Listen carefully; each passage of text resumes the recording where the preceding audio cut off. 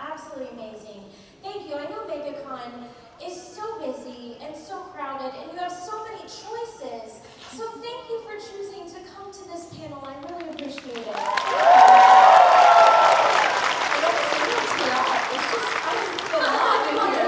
I'm already on the verge, already. I know we were talking backstage a little bit, and I know that you wanted to do something with all of us and have all of us participate, talking about energy in the room and being connected. I wanted to kind of start off with a little mindful meditation. Absolutely. Was anyone at the Run Disney Ahsoka 10K this past weekend? Okay, a couple people. Well, I got to do my first Run Disney race. Because it was so fun. Of course, if there's an Ahsoka-inspired 10K, I had to be there. And I did it with my dad, Papa Tano, who was helping pass out posters.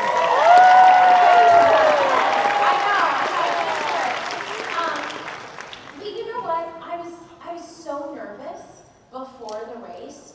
And so I wanted to do one of my Star Wars Mindful Matters exercises because, we're all Star Wars fans here. Jedi Master Yoda teaches us that it's not just about the physical training to be a Jedi, it's also about the lessons of the mind. And, I truly believe that the Force is real. My personal opinion, the Force is an energy that surrounds us, that binds us, and literally, we are connected through the Force right now.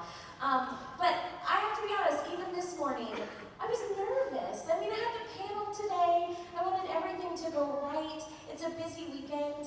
And so I thought I would share an exercise that I literally do all the time. And it's literally just calming, the current moment. Because again, the wise Jedi Master Yoda, teaches us that we must be in the present. When he first met Luke, which in my favorite movie, Star Wars: The Empire Strikes Back, Luke obviously wasn't very patient, and Yoda was like, I can't teach him. He's always looking off to the horizon, never right here, right now. And so I do this exercise whenever I just need to be present and ground myself in the current moment. Because as Ahsoka says, this is a new day, a new beginning. And to me, every day is a gift. Every day comes with hope. And so often, I don't know about y'all, but I find myself worrying about the past, worrying about the future, and I'm never in the present moment. And that's honestly such a travesty if we're not, because look at this present moment. Like, how cool is it that we are here together at Megacon?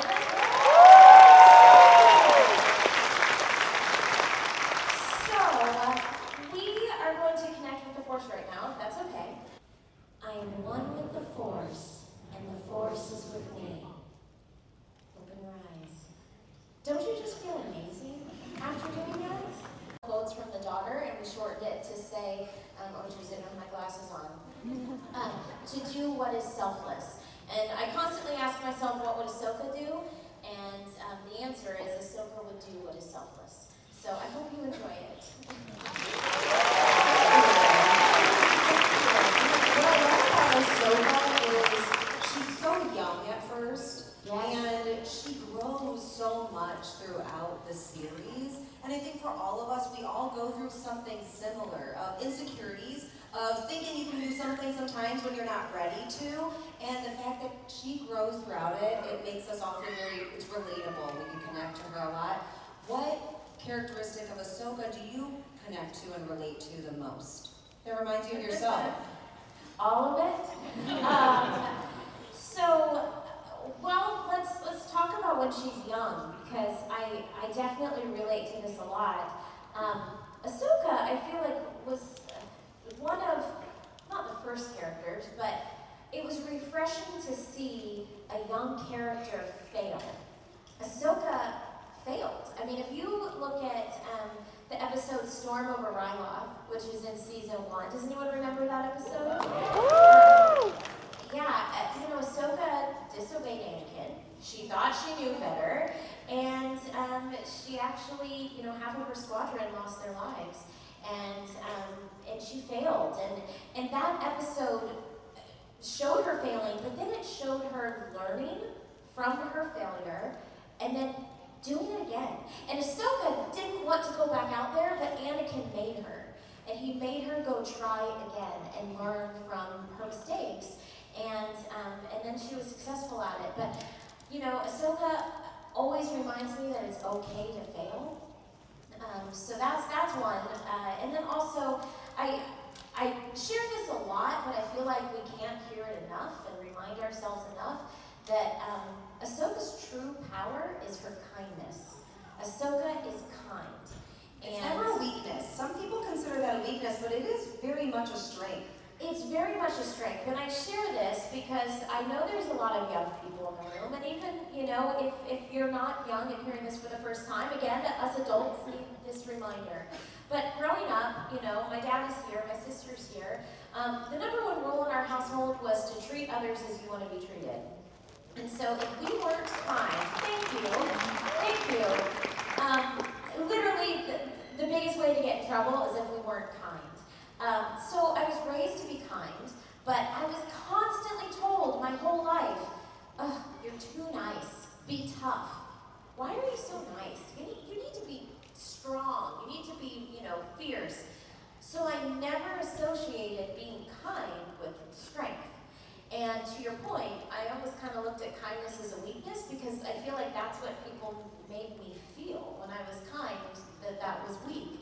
And it wasn't until Ahsoka that I learned that no, kindness is powerful. And it's really what makes her so powerful. And my favorite Ahsoka line is, in my life, when you find people who need your help, you help them, no matter what. I guess it's just who I am. And so that is just the epitome of Ahsoka. Danica will learn that. People learn a lot from Ahsoka. Speaking of failures, success doesn't come without them. You have to have some failures to learn, to grow.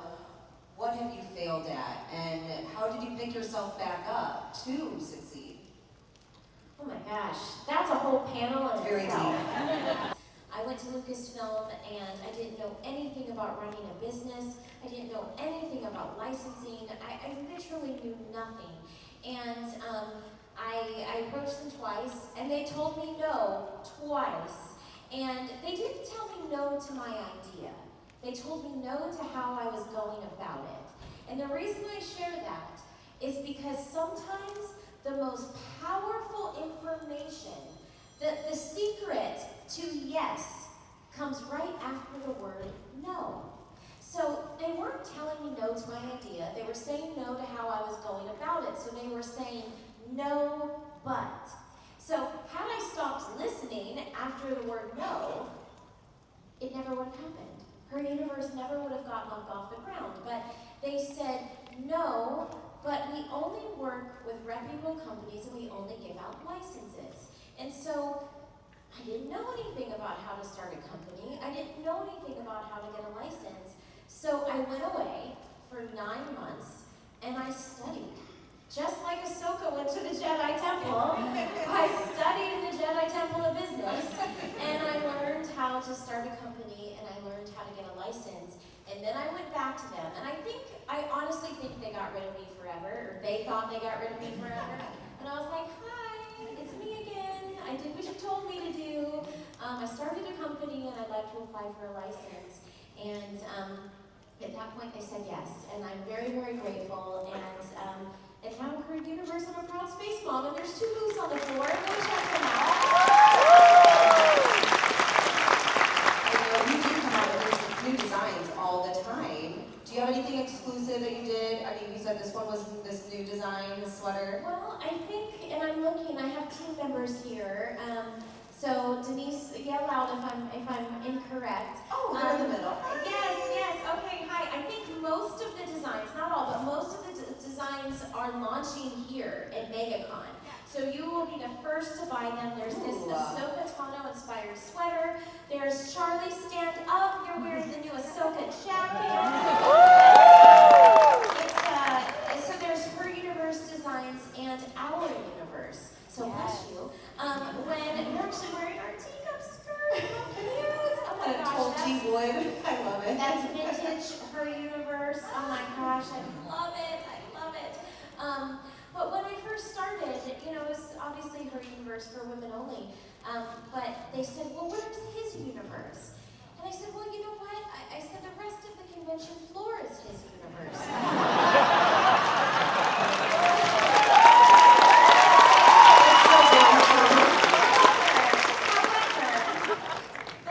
Literally, the mission statement with her universe from day one was not to say that this world was just for women and girls, because it's not.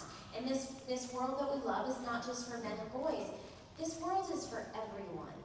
And I said, if I ever get to the point, thank you. I mean, Star Wars is a story of hope. It's a story of good overcoming evil, and you can't put a gender on that or an identity on that. And so I said, if her universe ever gets to the point where we're making cooler stuff than the guys get, then I want to make stuff for everyone. And so it got to the point where we did kind of have cooler stuff than the guys had. And so we started this sub-brand called Our Universe. And so yeah, there's her universe that's women's sizes, or Our Universe is unisex sizes. So definitely check it out. It's incredible. Ahsoka, she knew. Yoda assigned, Ahsoka to Anakin because he knew. He knew that that's what Anakin needed. And, and she said, you're stuck with me, Sky Guy. They were meant to be together. It really is. Dave Filoni told me from the beginning, he goes, look, a lot of fans are going to want to ship the two of them. And he goes, but it's not like that. He said it's like brother, sister. And that's exactly what it is. They are family. They love each other. Annoy each other. It's a little bit, you're right, it is very brother-sister-esque, because there's still love there, no matter what. Would you have a green lightsaber? Do you have a green lightsaber? Or what color would you want as your own personal? Well, first of all, I have many lightsabers. I have many lightsabers. Exactly. Ooh. Not as many, I feel like, as everyone here. I need more, but I'm probably pushing like 15 lightsabers now. Wow. Oh yeah. Are they all on display?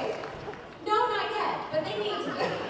They need to be. They need a lit cabinet. Yes, they do. But no, I mean, I like to say my perfect lightsaber would be the Clone Wars hilts with white blades. That would be my perfect mashup, because I love what the white blades stand for, and I just truly love who Ahsoka becomes. And I mean, we're still finding out more and more about her, but the fact that she was one of the founders of the rebellion and she just wants to help others, I mean, fulcrum, come on. So I love what she stands for, and so those would be my perfect sabers.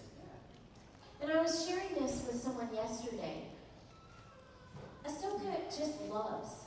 She just wants to help, and she wants to love each and every single person. And that's what I want to do. So I want to love each and every single one of you, and I want to walk in your shoes. I want you to let me in.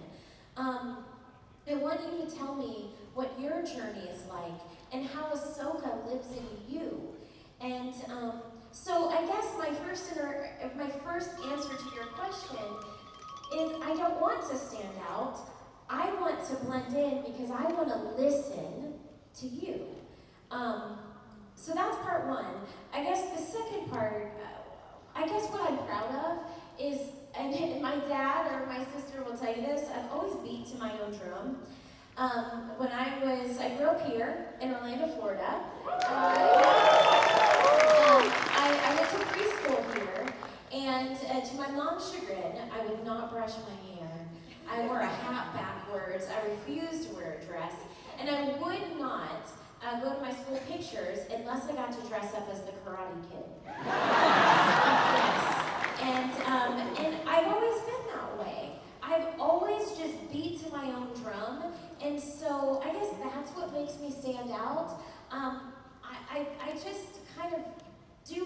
do and like what I like. And I like to say, people, being a fashion designer, people often ask me, what's my number one fashion rule? Well, my number one fashion rule is that you must always wear this one accessory, and that's confidence. You can wear anything. You can pull off any outfit. You can wear a trash bag. And as long as you have confidence, people are going to be like, where can I get that trash bag? That's the new trend, trash bag couture. Honestly, you can wear anything with confidence. It's amazing. That's a perfect answer. Why did you cast me? Because my audition was terrible. It was absolutely terrible, y'all. So bad. And he said, I could tell that you are genuine, and Ahsoka's genuine. So when you come up, meet me, talk to me, I want to see you. Be genuine. You know, be real. That's what I want to know. So when I say, how are you? If you're having a bad day, it's okay to say, you know what? I'm just okay. It's not a great day. You can be real with me, and I appreciate that. You were talking about walking a mile in other people's shoes. You seem to walk miles and miles at Disney parks. And I know that we're in Orlando, but which park is your favorite? Okay. Well, no, it's a tainted question. First of all, I'm always at the park, so if you see me, please say hello. I'm there more than you realize. But I'm often, I'm not trying to hide. Like, if I'm not on the stage or at a con, I'm wearing no makeup, I have on a hat. So a lot of people don't recognize me. But if you do, please say hi. Okay, it's a two-part question. I love Epcot. I always have. Delicious. My current favorite ride is Guardians of the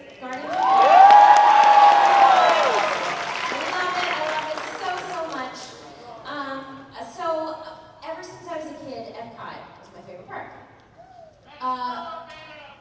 What?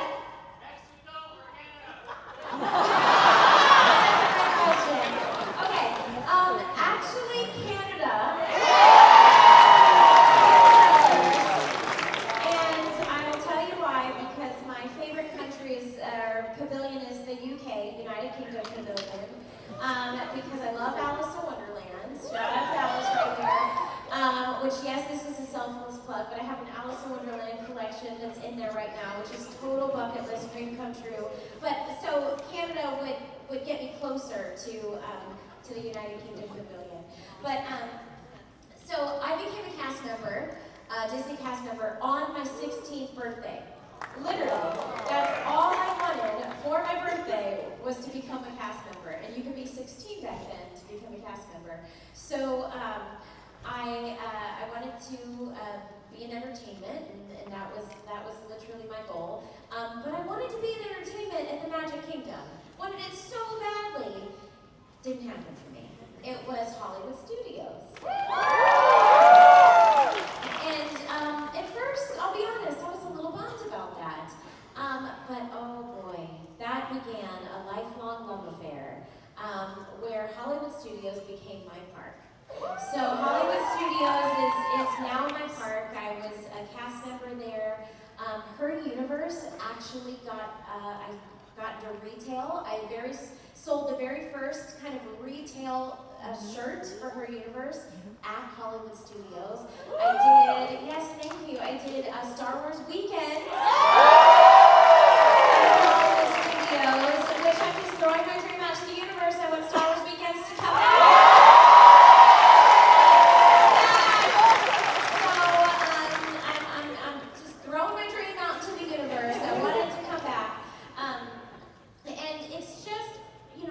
Now with Star Wars Galaxy's Edge and the 2 so now Hollywood Studios is my park. It's my home park, and I'm very proud to call it. We got to do a season kind of kickoff, a marketing and press junket up at Skywalker Ranch, and it just so happened to be my birthday. And they surprised me. They had a bunch of clone troopers from the 501st. Shout out to the 501st. And Tribal Nation, Band of Mercs, Strike Builders, Saber Guild, everyone.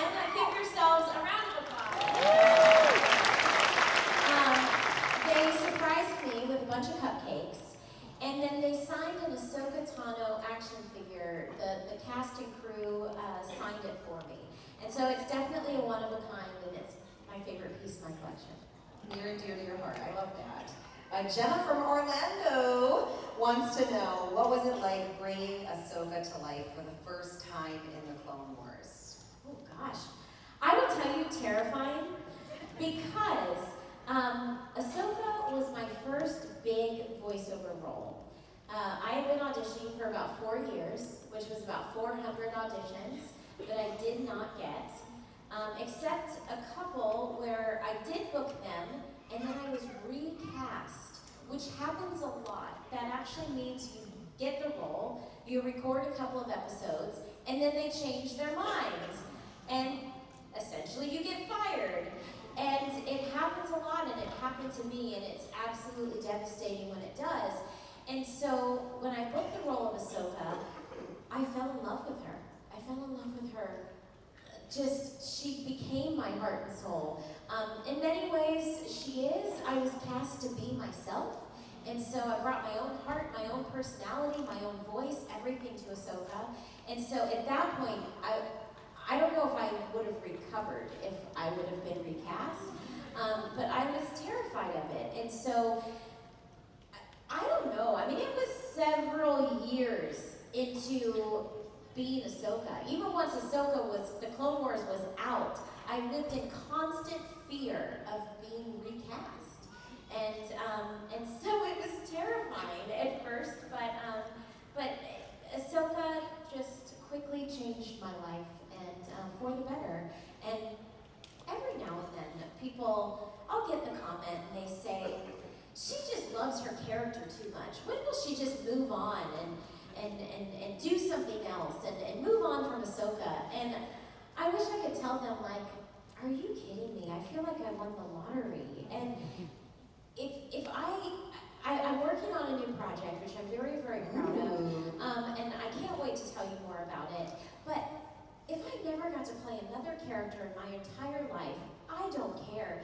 Ahsoka is a once-in-a-lifetime character. And so you're going to hear me talking about Ahsoka until the day I die.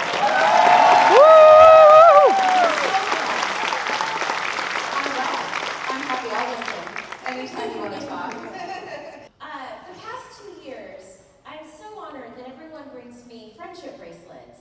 And I love them, and I cherish them, and I keep them, where I have bags of them. And when you give them to me, I want to keep them, and I do. But after staring at them, I thought, you know what? The point of the friendship bracelets is to exchange them. And we are a community. Ahsoka lives in all of this. In all of this. Ahsoka lives in all of us. And these bracelets are some of many.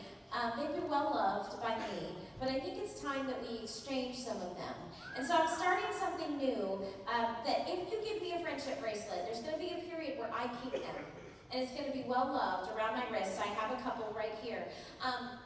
But if you give me one, or you give me a gift, I'm keeping these at my table, and I want you to take one in return. So these are all bracelets that fans have given me, and let's just keep the kindness, keep the Ahsoka chain going. So does anyone have a friendship bracelet they want to give me real quick? I'm throwing them? Oh dear. Gently toss it into the crowd.